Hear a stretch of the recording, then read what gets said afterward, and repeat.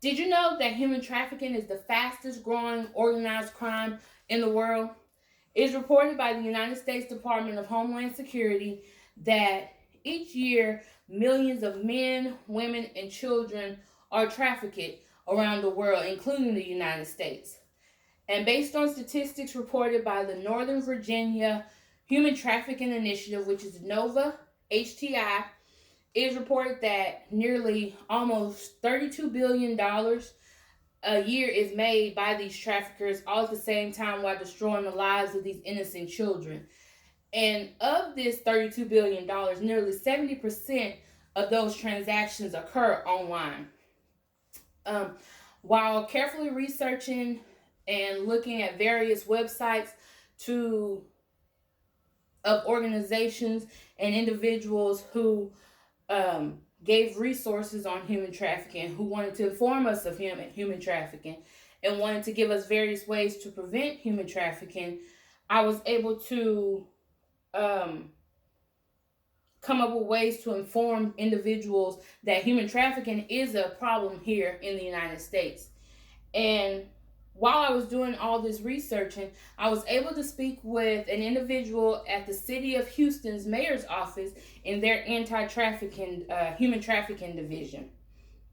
Despite the efforts from all around the world, human trafficking over time has become more prevalent, and majority of the population is unaware of it. They're even unaware of it that it's happening here in the United States and even happening right here in the state of Texas. But I want to explain to you all what human trafficking is, who is considered to be a victim or who could be a potential victim of human trafficking, as well as exploring the various methods and ways to prevent this. Now that we've identified the problem, which is human trafficking, we're going to look into it a little deeper. The first step into bringing awareness to this issue, which is a global issue because it is happening worldwide, we will thoroughly define what human trafficking is and inform people that human trafficking is taking place. The United States government defines human trafficking as the recruitment, harboring, transportation, provision, or obtaining of a person for labor or services with force, fraud, and coercion for the purpose of subjection to involuntary servitude, debt bondage, or slavery. According to the global report conducted by the United Nations Office of Drugs and Crime, the most common form of human trafficking is sexual exploitation. The victims of sexual exploitation have been proven to be predominantly women and girls, and surprisingly, 30% of the countries who provided information about who the actual traffickers are stated that the traffickers were women. Um, and then once an act of human trafficking is complete, it normally leads to further crimes such as enslavement, sexual and physical violence, as well as many other forms of abuse. Sexual trafficking comprises a significant portion of overall trafficking and the majority of transnational modern day slavery. Sex trafficking would not exist without the demand of this commercial sex flourishing around the world. Now we're going to see exactly who is considered a victim or a potential victim. Everyone has the potential to discover a human trafficking situation. While the victims sometimes are kept behind locked doors, they're often hidden in plain sight. For example, you can see them. They found people at construction sites, at hotels and agricultural fields, elder care centers, and even nail salons. According to recent reports of the Council of Europe, human trafficking has reached its epidemic proportions. Billions of people are being trafficked for different reasons, but mainly the main reason why people are trafficked is for sexual exploitation, forced labor, and even some other forms of slavery. Women and children are the primary victims of human trafficking.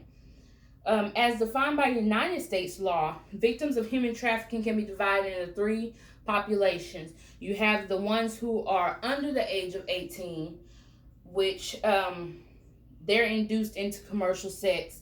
And these individuals, they've said they've considered them, by the fact that children are in a real high demand. These individuals are runaways. Some of them have been lured away by kidnapping. You also have some individuals who are in the social services networks, which, they're children who are at foster care or children who are at orphanages. The next one would be adults who are over the age of 18 and they're induced into commercial sex through force or fraud. And then you have children and adults induced to perform labor of services through force, fraud, or coercion. And one of the examples on one of the websites I saw was that a family gave up a child to an adoption agent in Nepal because they couldn't afford to care for him. And he then, in turn, was sold to a sweatshop owner who forced the child to learn to sew garments and with no pay. The child received minimal nutrition and he did not attend school. Also, it stated that everyone can play the role of identifying victims of human trafficking and prevent others from becoming one. Healthcare and social service providers, law enforcement officials, and faith based organizations may encounter victims through their work. However, an informed community member can also be a victim's link to freedom. There are various websites for organizations and support groups that are working to end human trafficking. Each organization has a different strategy, but they're all making major strides in ending human trafficking. One of the groups that I did come across while doing research, one of the most influential groups here in the United States, was called the Polaris Project. And that group got its name by the North Star that led the individuals, help the slaves get to freedom back during the slavery times. And the Polaris Project, they actually operate the National Human Trafficking Resource Hotline, and they also work systematically to disrupt these human trafficking networks. According to the National Hotline statistics, in 2018, 14,117 calls was made to the actual human trafficking hotline, and of those calls, 4,205 of those were actual members who were outside of the community. That were community members. They weren't actual individuals working for an actual organization to help prevent human trafficking. And by helping to identify victims and using reporting tips, we're also able to do our part. So I would suggest, you go to the websites, look, see how you can help, see how you can pledge to help. Even if you don't actually come in contact and want to help someone, you are able to give them the resources so that they can be able to be saved if they are a potential victim, as well as help saving their life. We all must remember that, as stated by the United Nations Population Funding Group, the elimination of human trafficking cannot be done overnight. Even the toughest anti-trafficking legislation will be ineffective without supports it needs. This is why programs, both governmental and non-governmental, call for global cooperation and local participation in order to achieve the abolishment of human trafficking. We need to understand that today we live in a world that has accepted a man's absolute control over another person. The unjustified trade and enslavement of human beings in the 21st century reflects a degenerate state of affairs, which confirms the greatest ethical challenge facing the globe today: human trafficking.